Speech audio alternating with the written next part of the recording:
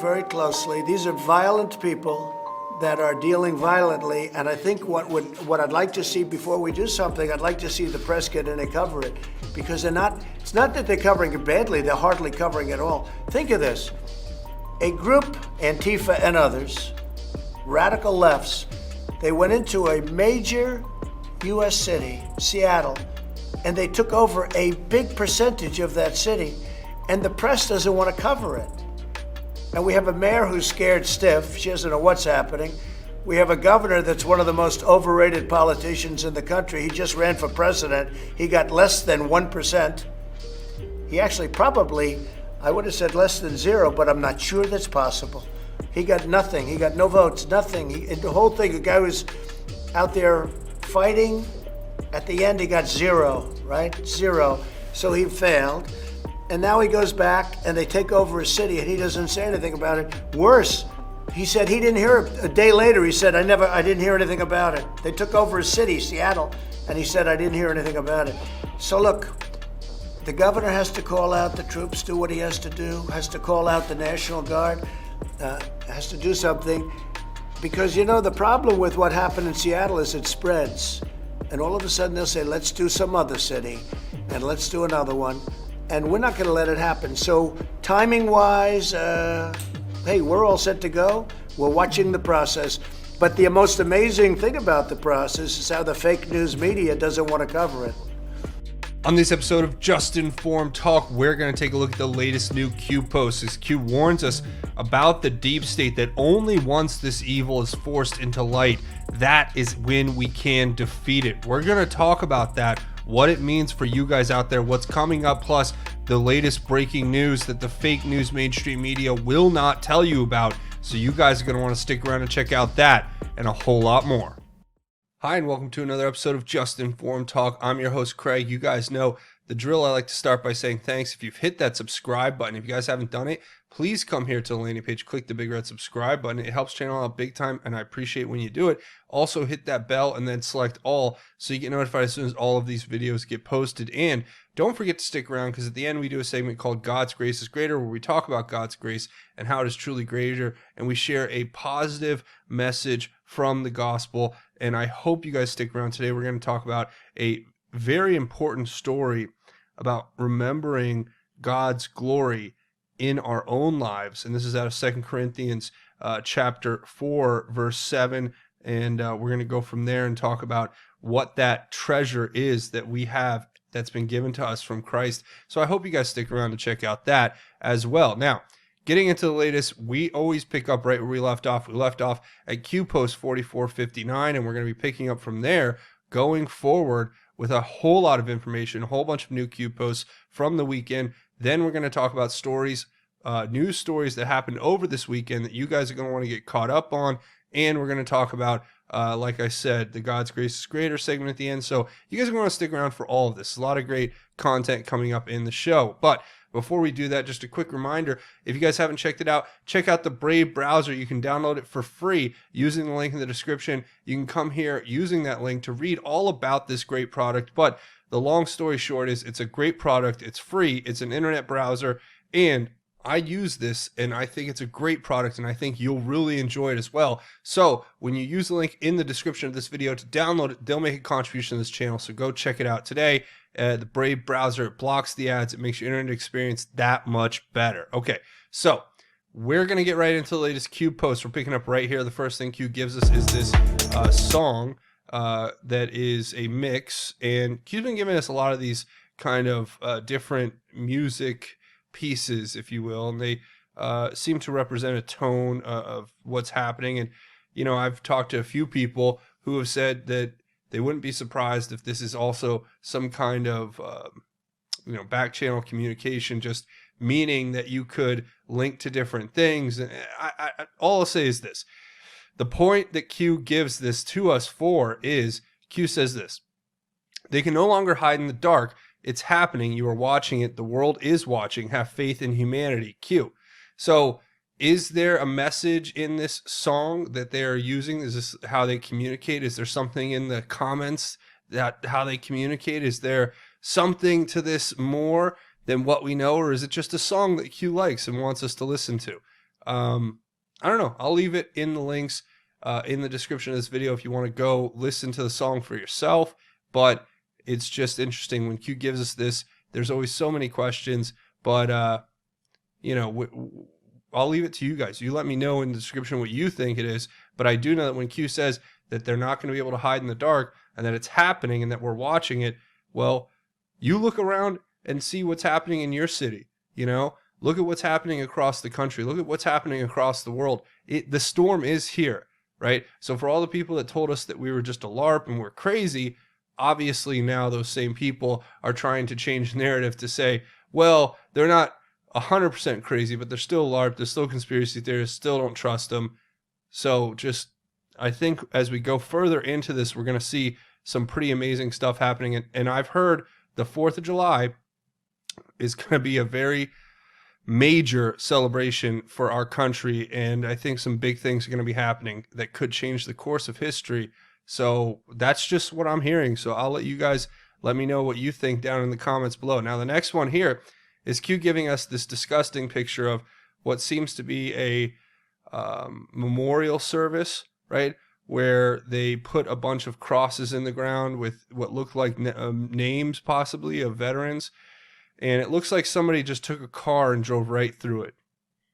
That's the level of respect that these people have for the veterans who put their lives on the line so that you and I can have the freedom that we enjoy today. The freedom that they're trying to take away every day, too. I mean, if you look at what they're doing in these major cities, you look at what's happening in Seattle, like President Trump was saying, you know, they're really trying to take down the system, and it's criminal. But at the same time, it's also a tactic of demoralization. This is psychological warfare just as much as it is a real war against our country, right? So anyway, Q says, only when evil is forced into light can we defeat it. Only when they can no longer operate in the shadows can people see the truth for themselves. Only when people see the truth for themselves will people understand the true nature of their deception. Seeing is believing. Sometimes you can't tell the public the truth. You must show them. Only then will people find the will to change. It had to be this way. This is not another 4-year election. God wins, Q. So, you know, look, these times that we're going through are very tough. And I really hope you guys stick around to the end when we do our segment about God's grace, because there's a very important message in the book. I mean, I get all my answers from the good book, from the gospel, from the word of God. And I try to live my life according to the principles that I read and understand and that I've tried to share with you guys over time here. But you see what Q is telling us is that, you know, even if you want to look at this just in a more kind of objective way, because, you know, we all have our subjective biases, right? Think about it this way. Have you ever known somebody or seen someone who has to actually hit rock bottom for them to change? They have to see the cold, hard truth of the reality of what's happening in order to find, like it says here, the will to change. So in a way, that's what's happening in our country. I mean, that's what this whole Chaz thing is. I mean, it's almost like you're taking the bluff from the Democrats saying, you know, we want to get rid of the police. We want to have this utopian society. And they're just like, all right, here. Yeah, go ahead. Here is your utopian society ran by a rapping warlord named Raz, who hands out, you know, AK or AR-15s to young children to roam the streets to be the police, right? I mean, these people are, in my humble opinion, unable or incapable of understanding that the change they're seeking is their own destruction. Because they've been indoctrinated in this cult of ideology that tells them that if they, you know, just take a wrecking ball to the system, that somehow out of the nothingness that they will create, that there will be this utopian society that grows from that. When historically speaking, we know that that's not true. So the next one here says, division is man-made. Division is designed to keep you powerless. Division is designed to keep you fighting each other. Division is designed to keep you enslaved. The narrative has you. No one person is above another. Unity is strength. Unity is love. Unity is humanity. Trust yourself. Think for yourself. Only when good people collectively come together will positive change occur. Q. And that's exactly what I was kind of getting at.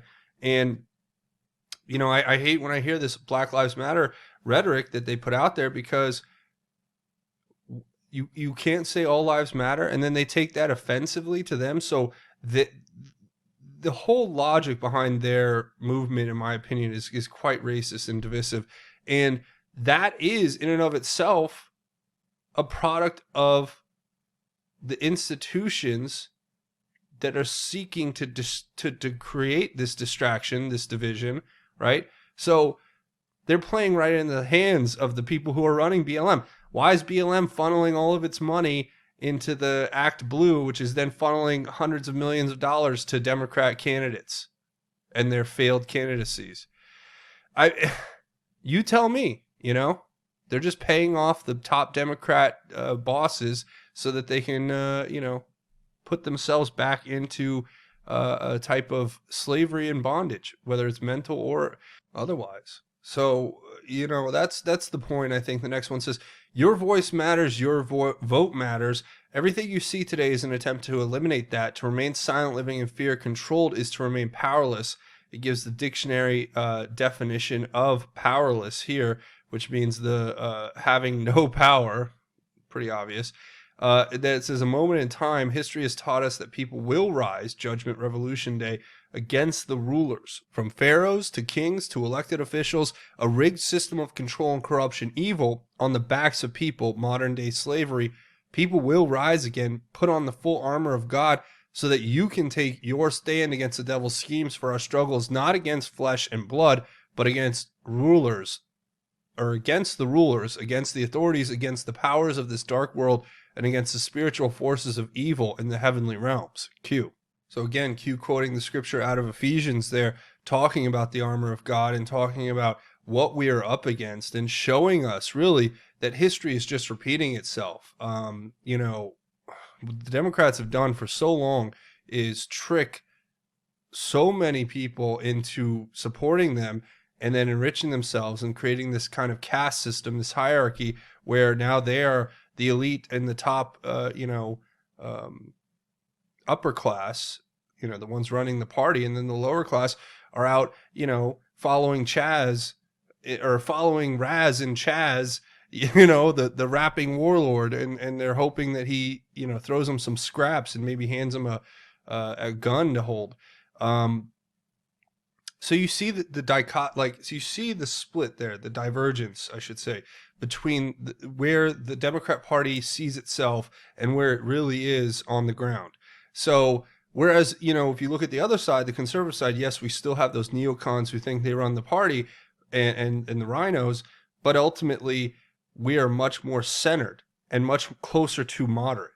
And the left has gone far off the political spectrum, and that's the problem. They've gone to the extreme, and now we have to deal with that. So then Q says, the how will be hard to understand for most. Focus on the why. The win is now. Q. So this one I thought was interesting, because we've talked about here on the show, and just we've been, you know, hypothesizing and speaking in questions about the possibility of things like Project Looking Glass and the capabilities of this predictive AI, especially if you take, you know, the amount of information and knowledge just that goes into Google and all these major search platforms, these aggregators of information. If you take that information, you could create, if you have the right predictive AIs, you could create almost a looking glass into the future, and you could change the outcome of events, and you could change the course of history. And I think that's what people have a hard time wrapping their head around, which is why Q says the how will be hard for most to understand. This is the same technology I think the military has access to, yet at the same time, I think it's the same technology that's been weaponized by Silicon Valley. So it is a struggle of dark versus light, and, you know, the good versus evil. You have people who want to take this power, this predictive capability, this almost next level advantage across, you know, against the rest of the population, and either use it to their benefit, for the benefit of themselves and maybe the benefit of the Chinese Communist Party, or the benefit of the people of the United States and we, the American sovereign. So, look, that's what it is in a nutshell. Q says biblical times, Q, and yeah, read the Bible. A lot of this stuff that's happening was very well predicted a long time ago. So the next thing Q gives us is a link to the Declaration of Independence, and it gives us a quote from that, which I will read, saying, "When in the course of human events it becomes necessary for one people to dissolve the political bands which have connected them with another, and to assume among the powers of the earth the separate and equal station to which the laws of nature and nature's good entitle them, a decent respect to the opinions of mankind requires that they should declare the causes which impel them to the separation. We hold these truths to be self-evident, that all men are created equal, that they are endowed by their Creator with certain inalienable rights, that among these are life, liberty, and the pursuit of happiness, that to secure these rights governments are instituted among men, deriving their just powers from the consent of the governed, that whenever any form of government becomes destructive to those ends, it is the right of the people to alter or to abolish it, and to institute new government, laying its foundation on such principles and organizing its powers in such a form as to them shall seem most likely to affect their safety and happiness. Prudence, indeed, will dictate the government's long established should not be changed for light and transient causes, and accordingly all experience hath shown that mankind are more disposed to suffer while evils are sufferable than to right themselves by abolishing the forms to which they are accustomed. But when a long train of abuses and usurpations, pursuing invariably the same objective, evinces a design to reduce them under absolute despotism, it is their right, it is their duty to throw off such government and to provide new guards for the future, for their future security, such has been the patient sufferance of these colonies, and such is now the necessity which constrains them to alter their former systems of government." Q. Yeah. That is where we're at right now, ladies and gentlemen. You're watching in real time what we were warned about by our founding fathers, right? That in a time when our new form of government is becoming destructive to these ends, right? The life and liberty and pursuit of happiness that we are guaranteed and endowed with by our Creator, that it is our job to abolish that form of government and remove it and replace it, right, with a new government. So that's what we're in the process of doing, and it's the single-tier justice system. It's not having this two-tiered system where the political elite connected enrich themselves at the expense of the American public and continue to sell us out to globalists who want to divest the wealth of the United States into this global sovereign that they can then use to subjugate us and turn us all into slaves. I mean, it's that simple. I hope that's not too complicated for people to follow. The next picture here is of these presidents, right? Former presidents, and in my opinion, people who betrayed their oath of office and betrayed the trust of the American people, all of them, sitting while you have the, I guess people have said, possible satanic high priestess here, Lady Gaga, standing in all white. Yeah, I'm sure there's not symbolism there, right? Not like their satanic high priestess is standing over them, you know? It's sick. It's disgusting. It's evil. It's, for me, the most disgusting and jolting revelation I made during this whole process was seeing that these people are involved in such depravity and such evil. Q says symbolism will be their downfall. They are fighting to regain control. You stand in their way. You awake is their greatest fear. Q. Well, yeah, that's where it is. The next one here is this tweet from Molly Jong Fast, which was deleted very shortly after Q posted about it. But Molly Jong Fast, if you guys don't know, she's the racist editorial editor at the New York Times. And she's the one who came out and said all the awful things about white people and said all these awful things about, basically just racist, disgusting rhetoric that nobody should ever say. You could go find the quotes for yourselves in the Twitter posts. But she basically said all that. And then she took the letter that was penned by Lieutenant General Mike Flynn talking about how we're in this biblical battle of good versus evil and telling people that we need to stand up against this evil and that we need to come together in Christ, which is the answer, which is the truth, which is what they are most afraid of, right? But she said that basically she called General Flynn crazy, right? And then Q says the daily beast. Q. That's what these people are. They're representations of the beast that we were warned about in Revelations, in the Bible in general, telling us that this is what we are up against, the evil that exists of this age, of this day. And it's sad but true. So, yeah. The next one here talks about the Confederate flag and the American flag. And it gives us militarytimes.com article, which talks about William H. Carney, the first black soldier to earn the Medal of Honor. And Q points us to this article and then says this, saying, Old Glory stands for freedom and equality for all. The flag was carried by Union soldiers during the Civil War in a fight to abolish slavery versus Confederate Democrats. The flag of Lincoln, it was considered a great honor to be chosen to carry the flag in battle. The soldier was unarmed and knew they would most certainly die, as did most who fought, but understood that the fight, that their lives was worth the cost, self-sacrifice. You know, I have to stop right here. You know, I take this very personally too when I hear this, because I had my great-great-grandfather who served on the Union side as a drummer boy in the actual Civil War. So could you imagine how God works to where my ancestor was carrying that drum into battle, not knowing what was going to happen, and now here we are today again, carrying the drums into battle, not knowing what's going to happen, not knowing the fate of a nation, not knowing what tomorrow holds, but trusting in God, trusting in the more perfect union that we are trying to persevere toward in this country, trying to overcome racism, still to this day, the same racism and evil that they were fighting against back then. I mean, it is the same racism of the Democrat Party, the Black Lives Matter movement, this racism where they can say that only lives of a certain race matter, seemingly. I mean, racism wasn't the answer when it was whites against blacks, just as much as it's never going to be the answer when it's blacks against whites. We are humans. We share this thing called humanity, and we live in this world together.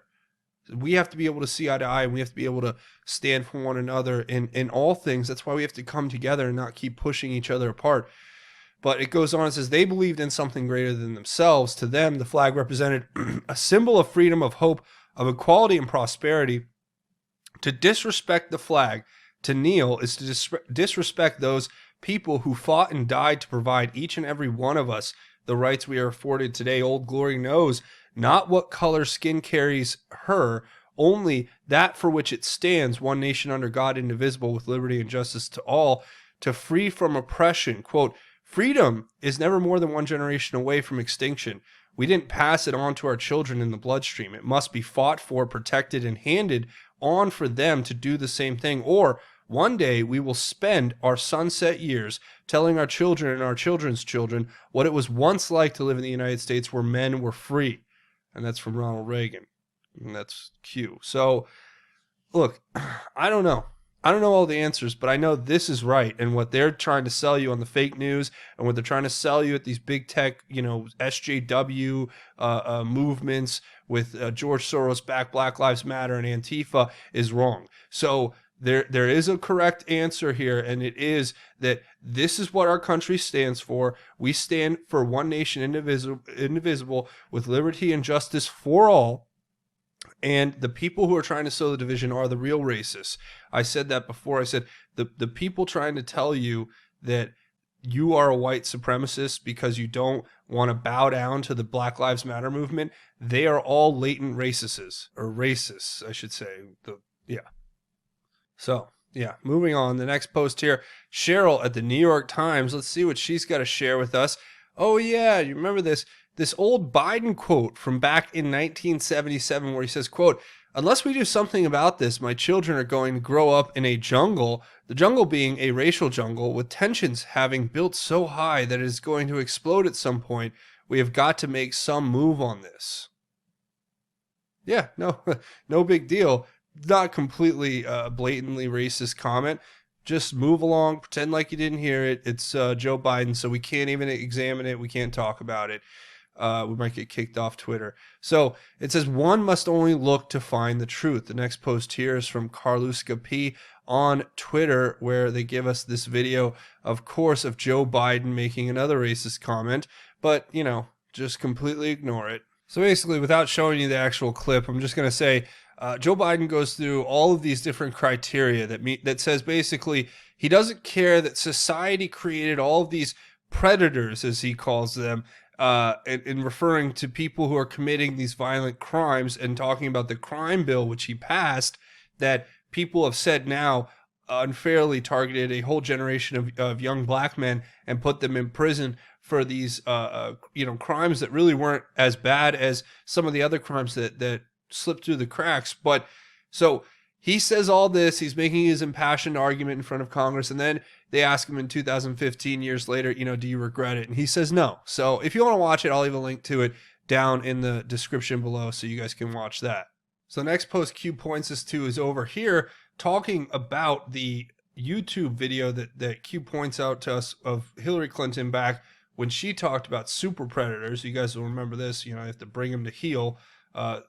Just more of this rhetoric from these people who claim to be the champion of the black community, while they've been the ones putting for decades these crazy laws into place and effectively hurting the black community more than anyone on the Republican side ever has. And that's the irony of this whole thing, which is what I think Q's pointing out to us. You can watch the clip. I'll leave a link to it. Q says, more police prevent crimes? What changed? Q. So also, when you watch both those clips, you hear both Hillary Clinton and Joe Biden talk a lot about how they need more police and they got to put these people under, arrest, and they don't care. So they'll say whatever they have to, whatever's politically expedient to deceive their base long enough to take control again. That's what you have to remember.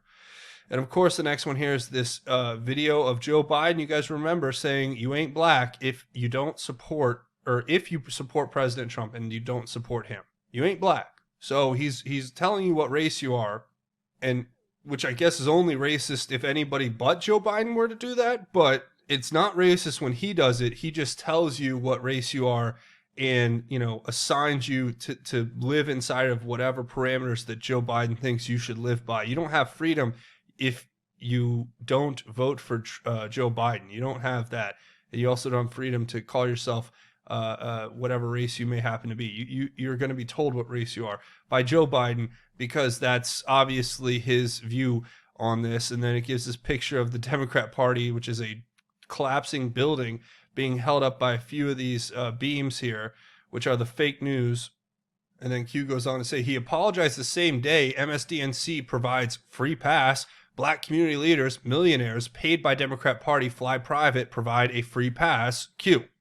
Yeah, so you have Al Sharpton, getting on his private jet. He doesn't care. He's making millions, right? Oh, yeah, well, Joe Biden, he may have said all this racist stuff and believe it all, but it doesn't matter, because when he gets in office, I'm going to get my $1 million and we're good. As long as I can keep flying private, there's no problem here. Screw America, screw all the people who think that I'm I'm actually helping them. That seems to be the idea. Now, whether it's true or not, I'll leave that up to you guys to let me know. But Q's pointing it out. And of course, the fake news gives him a pass. So it's like, it is what it is. And again, here, Q points out Joe Biden bragging about how he prostituted himself to big donors and how he was the token black in Congress. These are his words, not mine. So, I mean, look, you could watch this clip. I'll leave a link to it. But look, you see what Q is trying to tell us here. What Q's painting the picture. Another free pass. Yeah, that's all this is, right? We know the hypocrisy of the left. It knows no bounds, right? Everything that they accuse us of, even though most of it is completely unfounded and untrue, you can almost bet your bottom dollar that they themselves are guilty of. That's the incredible irony and hypocrisy of the left.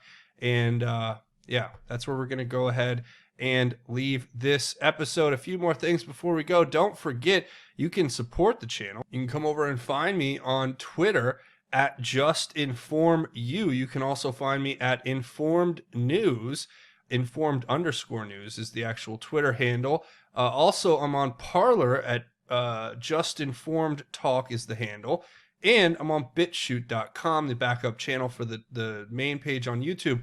And that's at Just Informed Talk as well. Also, there's JustInformedNews.com, the official website for Just Informed Talk. And you can support the channel via Patreon here, patreon.com/justinformedtalk. It's a crowdfunding website. Your donations keep this channel alive.